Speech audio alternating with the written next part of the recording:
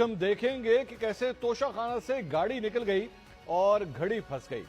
तोशाखाना की घड़ी और गाड़ी की कहानी बड़ी दिलचस्प है। कौमी एहतसाब ब्यूरो ने जब चाहा, जिसे चाहा और जिस नुक्ते पर चाहा वहां फंसा लिया। नैब की हर अदा, हर चाल अपने अंदाज में निराली है। पॉलिटिकल इंजीनियरिंग में बेमिसाल, सियासतदानों का बाजू मरोड़ने में लाजवाब। हमारा अपना इदारा नैब हर वक्त हाजिर है, जहां कानून से ज्यादा मिजाज का अमल दखल ज्यादा दिखाई देता है। अगर किसी साबिक वजीर आजम को सजा देनी हो तो एक घड़ी की कीमत अरबों रुपए में लगाकर सिर्फ 42 दिनों में रेफरेंस बनाकर बरक रफ्तार मुकदमा चलाकर 14 साल सजा सुना दी जाती है। और जब किसी साबिक वजीर आजम को सजा देने का मूड ना हो तो फिर 42 से जायद महीनों तक केस लटका कर चुपके से गाड़ी गुजार दी जाती है। नाज़रीन, 2017 में नवाज शरीफ और उनके खानदान को अदलिया के फैसलों की वजह से मुश्किलात का सामना करना पड़ा। उन्होंने ताहयात नाअहली का सामना भी किया और उन्हें जेल भी जाना पड़ा। नवाज शरीफ को नैब अदालत ने अल अजीजिया स्टील मिल्स और लंदन अपार्टमेंट्स केस में 7 साल और 10 साल कैद की सजाएं सुनाई गईं। बीमारी की वजह से जिलावतनी भी मियां साहब ने काटी। मुखालफिन की तरफ से उनकी सियासत खत्म होने की बातें भी की गई और यह भी कहा गया कि जब भी वो वापस आएंगे तो उनका ठिकाना जेल होगा। 4 साल मुल्क से बाहर रहने के बाद जब 21 अक्टूबर को नवाज शरीफ वतन वापस आए तो पता नहीं कौन सी जादू की छड़ी उनके पास थी कि उनके लिए आसानियां ही आसानियां पैदा होना शुरू हो गई। उनके पाकिस्तान में तशरीफ लाने से पहले ही बायोमेट्रिक के बगैर उनकी हिफाजती जमानत की दरख्वास्त मंजूर हो गई। उस वक्त की पंजाब की निगरान हुकूमत भी मियां साहब को रिलीफ देने में आगे आ गई थी। उन्होंने भी अल अजीजिया रेफरेंस में नवाज शरीफ की सजा मुअत्तल कर दी। जब मियां साहब का जहाज इस्लामाबाद में दाखिल हुआ तो नादरा के एहलकार बायोमेट्रिक के लिए एयरपोर्ट पर ही मौजूद थे। 2017 में नैब का इदारा बढ़ चढ़ कर नवाज शरीफ के खिलाफ सबूत पेश कर रहा था। 2023 में जब नवाज शरीफ की सजाओं के खिलाफ अपीलें बहाल हो रही थी तो नैब प्रोसिक्यूटर की तरफ से कोई एतराज नहीं किया जा रहा था। वही नैब का इदारा जो मियां साहब के खिलाफ 2017 में सबूतों के ढेर लगा रहा था, अब तासुर दिया जा रहा था कि वही इदारा उनकी रिहाई के लिए सहूलतकार का किरदार अदा कर रहा है। तमाम केसेस में नवाज शरीफ ना सिर्फ बरी हुए बल्कि ताहयात नाअहली की जो तलवार लटक रही थी वो भी हटा दी गई। एक केस ऐसा था जिसमें लगता था कि मियां साहब के लिए मुश्किलात पैदा हो सकती हैं, वो था तोशाखाना केस का। क्योंकि जब भी मियां साहब के खानदान से तोशाखाना के तहफ़ के हवाले से पूछा गया तो कोई तसल्ली बख्श जवाब ना मिल सका। मियां साहब ने 2008 के अंदर मर्सिडीज क्यों ली? कौन सी मर्सिडीज? ये भी तोशाखाना की गाड़ी थी जो 1991 में उनको लॉट हुई थी। ये 2008 में उसकी वैल्यू लगवाई गई 42,55,919 रुपए और 6,36,888 रुपए दे के ये गाड़ी तोशाखाना से ले ली गई। ये क्यों हुआ? ये मेरी बात सुनो, ये अगर हुआ है तो ये अगर हुआ, मैं सुन, आप कह रहे हैं ना, मैं आपकी बात का जवाब दे रहा हूँ। अगर ये गाड़ी आप कहते हैं ठीक आई है, ठीक, तो उसके ऊपर कानून अपना रास्ता देगा।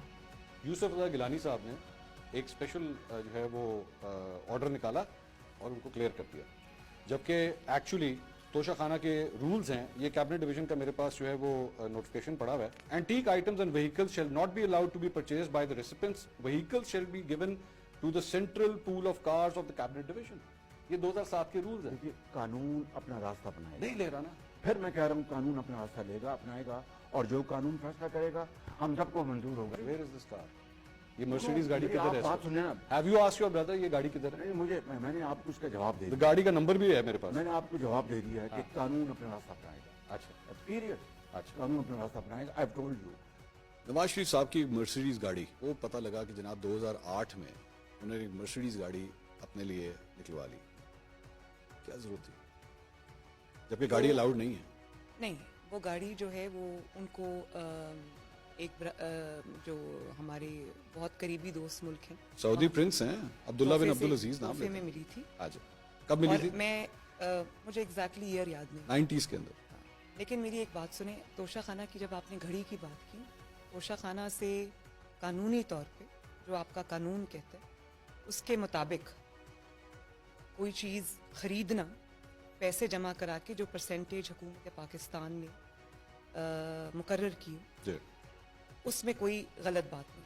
90s में ली हुई गाड़ी 2008 में क्यों क्लियर हो रही है? क्योंकि वो जो मेरी इल्म में जहाँ तक फैक्ट है वो ये है कि जब यूसुफ रजा गिलानी साहब के, मेरे ख्याल में उनकी हुकूमत थी जी, ऐसे ही, तो उन्होंने कहा ये तोहफा आपको मिला हुआ है और ये आपकी है, ये खड़ी हुई है और आप इसके जो भी जो ड्यूज हैं, जो परसेंटेज है वो पे करें। गाड़ी अलाउड नहीं थी उस वक्त, गाड़ी अलाउड नहीं थी। یہ کس نے بتایا آپ کو؟ گاڑی الاؤڈ نہیں تھی. رولز کو 2008 میں ریلیکس کیا گیا. یوسف رضا گیلانی صاحب نے نواز شریف صاحب کے لیے ریلیکس کیا. انہوں نے آصف علی زرداری صاحب کو بھی 3 گاڑیاں دی, جس میں ایک لیکسس شامل ہے, BMW 7 ویسے سیریز میں آپ شامل کو ہے. ایک آنےسٹ بات بتاؤں, مجھے بتائیے. آنےسٹلی اس کا نہیں پتا, میں فیکٹس اینڈ فگرز چیک ضرور کروں. آپ چیک کر لیجئے گا. ناظرین, جب مارچ 2020 میں یوسف رضا گیلانی, آصف علی زرداری اور نواز شریف کے خلاف توشہ خانہ ریفرنس دائر کیا گیا تو یہ موقف اختیار کیا گیا کہ انہوں نے غیر قانونی طور پر گاڑیاں حاصل کی. نواز شریف کے حوالے سے ریفرنس میں کہا گیا کہ 2008 میں نواز شریف کسی بھی عہدے پر نہیں تھے اور اسی عرصے میں انہیں بغیر کسی درخواست کے توشہ خانہ سے گاڑی فراہم کی گئی. ریفرنس کے مطابق نواز شریف نے ادائیگیاں جعلی اکاؤنٹ سے کی اور اس وقت کے وزیر اعظم یوسف رضا گیلانی کو کوئی درخواست دیے بغیر یہ غیر قانونی فائدہ حاصل کیا گیا.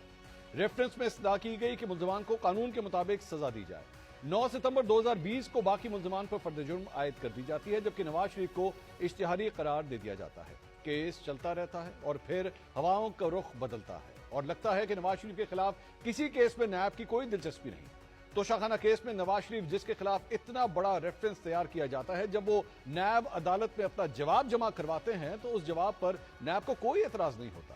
نیب نے آج جو رپورٹ توشہ خانہ کیس میں نواز شریف کے لیے جمع کرائی, اگر اس کا موازنہ آج سے 4 سال قبل دائر کیے گئے ریفرنس سے کیا جائے تو بہت سارے تضادات سامنے آتے ہیں. 4 سال پہلے ریفرنس کے مطابق جو گاڑی توشہ خانہ کا حصہ تھی, اب رپورٹ میں وہ وفاقی ٹرانسپورٹ پول کا حصہ کیسے بن گئی. 4 سال پہلے ریفرنس میں کہا گیا کہ 2008 میں نواز شریف کے پاس کوئی عہدہ نہیں تھا اور یوسف رضا گیلانی کو کوئی درخواست دیے بغیر کابینہ ڈویژن سے فائدہ حاصل کیا گیا. آج نیب نے جو رپورٹ پیش کی اس میں کہا گیا کہ اس وقت کے وزیر اعظم یوسف رضا گیلانی نواز شریف کو گاڑی خریدنے کی پیشکش کر چکے تھے. 4 سال پہلے اسی نیب نے ریفرنس میں کہا کہ نواز شریف نے فائدہ حاصل کیا تھا. 4 سال پہلے کہا گیا کہ گاڑی توشہ خانہ سے لی گئی, لیکن آج کہا جا رہا ہے کہ وفاقی ٹرانسپورٹ پول سے خریدی. 4 سال پہلے ریفرنس میں کہا گیا کہ گاڑی کی ادائیگی جعلی بینک اکاؤنٹ سے کی گئی, لیکن آج رپورٹ میں اسی نیب کی طرف سے کہا گیا کہ ادائیگی جعلی بینک اکاؤنٹ سے نہیں کی گئی. نیب کی طرف سے 4 سال پہلے ریفرنس میں قانون کے تحت سخت سزا کی استدعا کی جا رہی تھی. آج اسی نیب کی طرف سے استدعا کی جا رہی ہے کہ عدالت نواز شریف کو توشہ خانہ ریفرنس میں بری کر سکتی ہے. یہ پہلا کیس نہیں, اس سے پہلے بھی کئی کیسز سامنے آ چکے ہیں جس میں ثبوتوں کے ڈھیر لگا دیے جاتے ہیں اور سینکڑوں سماعتیں ہوتی ہیں, سزائیں سنائی جاتی ہیں اور وہی ادارہ جو سزا دلوانے کے لیے پوری کوشش کر رہا ہوتا ہے وہی بعد میں سزا یافتہ شخص کی رہائی کے لیے دلائل دے رہا ہوتا ہے. ناظرین, آج توشہ خانہ سے گاڑی نکل گئی, کل کو حالات بدلے تو گھڑی بھی بآسانی نکل جائے گی. لیکن عدالتیں اور میڈیا جو نیب ملزمان کا مسلسل ٹرائل کرتے رہے ہیں, یہ کہاں کھڑے ہوں گے؟ کیا نیب کے ادارے کو بند کر دینا چاہیے یا ایک مؤثر قانون سازی کے ذریعے اس سے قابل اعتماد ادارہ بننا چاہیے؟